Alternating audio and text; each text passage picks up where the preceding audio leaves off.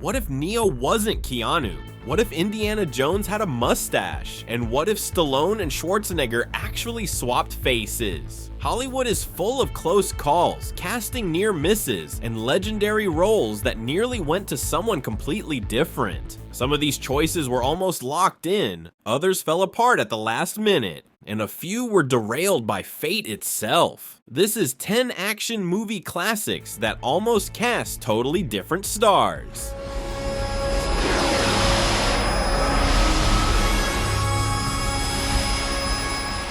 It's one of the most iconic roles in film history, but Harrison Ford was never the first choice. That fedora and whip were initially meant for Tom Selleck. In 1980, George Lucas and Steven Spielberg cast Selleck after a strong screen test. He was perfect, rugged, charming, and just under the radar enough to commit to a trilogy without big star ego. But there was one problem. Selleck had just filmed the pilot for Magnum P.I. and CBS refused to let him go. Spielberg and Lucas begged the network to delay production by just 10 days. Instead, CBS doubled down and pushed Magnum into production faster to keep their rising star locked in. Ironically, an actor's strike later delayed the show for months, meaning Selleck would have been free after all. But by then, the job had gone to Harrison Ford, who brought just the right mix of sarcasm and swashbuckling charm.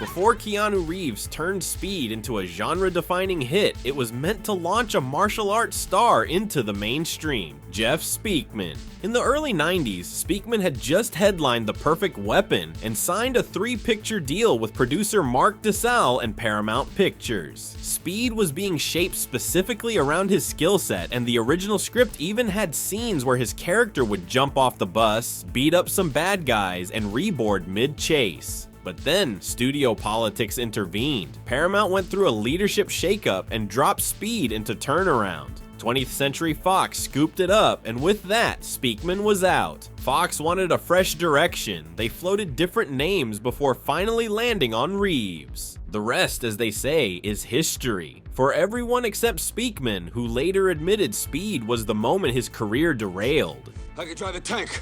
I was in charge of $1 million equipment. Back here, I can't even hold a job. Fucking cars! Ah! In the late 70s, screenwriter David Rabe developed the script for Rambo with Pacino in mind. Pacino was intrigued by the idea of a Vietnam vet unraveling under pressure, and he wanted to play Rambo as a full-blown lunatic, a feral force rampaging through the woods like a human shark. The producers weren't thrilled. They wanted a troubled hero, not a complete madman. Pacino thought the script was already too bleak and left the project when his vision wasn't met. Other names came and went, but it eventually landed with Sylvester Stallone, who rewrote the role to make Rambo more stoic and human. He also changed the original ending, where Rambo dies. Pacino might have made First Blood a nihilistic descent into madness. Instead, Stallone turned it into the launch of a franchise. Get down! Before John Travolta and Nicolas Cage swapped faces, the role was written for the ultimate 90s face-off, Stallone vs. Schwarzenegger. Screenwriters Mike Werb and Michael Colleary wrote Face Off in the early 90s, when Arnold and Sly dominated the action world. The concept? 2 massive icons, 2 towering egos, 1 surgical identity swapped. Warner Brothers bought the script with that duo in mind, but as fate would have it, the studio was also working on Demolition Man, which already paired Stallone with a futuristic villain in a similar sci-fi showdown. Warner got cold feet. A confused executive reportedly questioned the face-swapping plot, thinking it wasn't grounded enough. Instead of rolling with Face Off, they chose to move forward with Demolition Man. Stallone and Arnold's pairing quietly fell apart, and the script sat dormant. Years later, John Woo revived it at Paramount, reimagining the film with Travolta and Cage. The new cast leaned into the psychological weirdness and acting challenge rather than brute force. It was no longer just muscle versus muscle, it was madness versus ego. And it worked, but still, action fans can't help imagining what that original version might have looked like. 2 80s titans literally trading faces.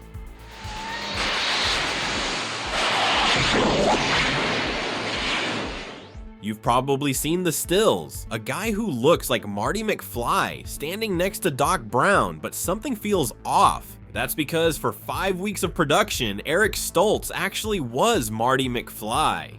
Director Robert Zemeckis originally wanted Michael J. Fox, but Fox was stuck filming Family Ties. With no other option, they cast Stoltz, a talented actor, fresh off Mask with serious dramatic chops. He threw himself into the role, method acting, staying in character off-set, playing Marty with emotional weight, but that was the problem. Back to the Future needed comedy, not gravitas. Co-stars said Stoltz was good, just not funny.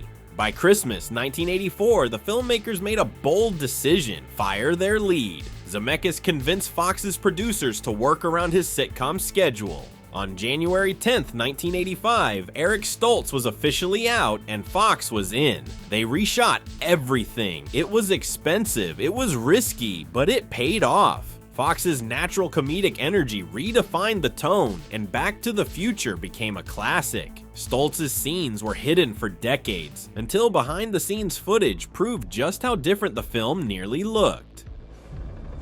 Is it cold in here? Or is it just me? Imagine a future where Van Damme is the villain and Steven Seagal is the hero. That was the plan for Demolition Man before Stallone and Snipes stepped in. In the early 90s, Warner Brothers was exploring a matchup between two of the biggest martial arts stars. Van Damme confirmed in interviews that he was approached to play the bad guy, Simon Phoenix, opposite Seagal's futuristic cop, John Spartan. But there was a snag. Van Damme didn't want to play the villain. He suggested switching roles, and Seagal wasn't having it. Both actors were protective of their screen image, and neither wanted to lose the upper hand on screen. The deal fell apart. Enter Stallone. Sly took over the Spartan role, and the studio began looking for a new Phoenix. Jackie Chan was offered the part but declined, not wanting to break his hero-only streak. Eventually, they landed on Wesley Snipes, who chewed every scene with giddy energy. The result? A cult favorite and one of the most memorable villain performances of the decade.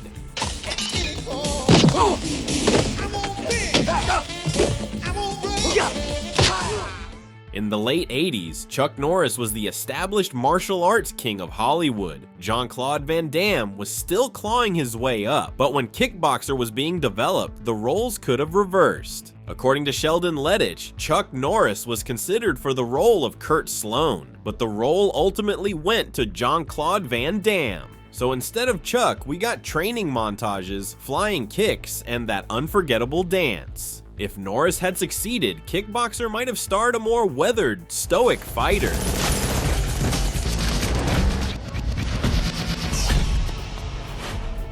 Keanu Reeves redefined his career with The Matrix, but he wasn't always the destined one. In the mid-1990s, during early development, Brandon Lee was reportedly the Wachowskis' first choice for Neo. It made perfect sense. After Rapid Fire and the still unfinished The Crow, Lee was proving himself as both a charismatic leading man and a martial arts powerhouse. His physicality, presence, and growing fan base made him a serious contender for a breakout sci-fi franchise. Sadly, that version of The Matrix never happened.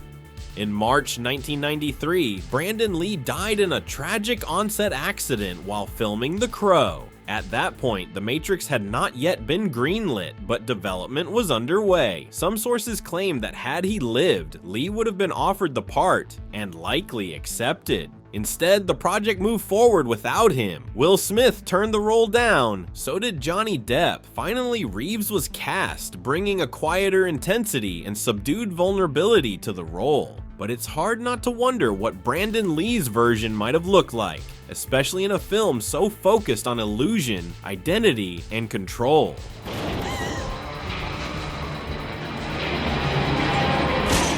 It sounds like a bad late-night joke, But in 1983, before Arnold Schwarzenegger locked in the role of the T-800, O.J. Simpson was floated as a serious candidate. At the time, O.J. was still a beloved NFL legend and budding actor. He had the athleticism and the charm, but that was the problem. Director James Cameron didn't believe audiences would ever buy Simpson as a cold, mechanical killer. Even Schwarzenegger later recalled, the studio actually first cast O.J. Simpson to play the Terminator, but Cameron vetoed it, saying he just wasn't believable as a murdering machine. It's worth noting that some in the production have since disputed how far the Simpson idea ever went. According to them, the idea was rejected out of hand almost immediately, but either way, the suggestion was on the table.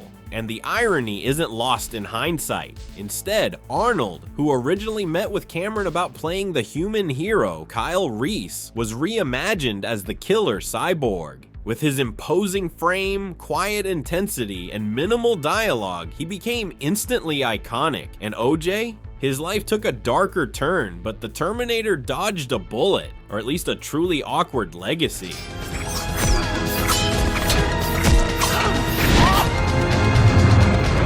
For the Matrix sequels, the Wachowskis wanted a legit martial arts master to play Seraph, the Oracle's guardian and protector. Jet Li was offered the role in The Matrix Reloaded. At the time, he had just finished Romeo Must Die and was at the peak of his Hollywood buzz. The role wasn't massive in terms of lines, but it came with a twist. Warner Brothers wanted to digitally capture Jet Li's movements to create a motion capture library for future use. Li turned it down, not because of money or scheduling, but because of principle. He didn't want a studio to own his physical techniques, his actual martial arts, something he had spent his life perfecting. As he later put it, they could own my moves as intellectual property forever. It was a remarkably forward-thinking concern in an era before deepfakes and digital clones were everyday problems. This wasn't just a missed role, it was an early warning shot about where Hollywood was headed.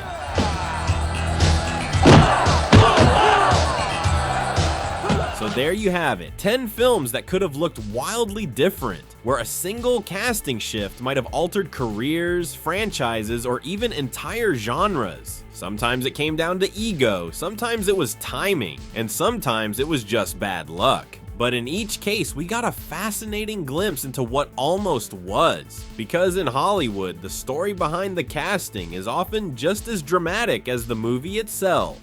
Thanks for watching, and don't forget to subscribe for more awesome content.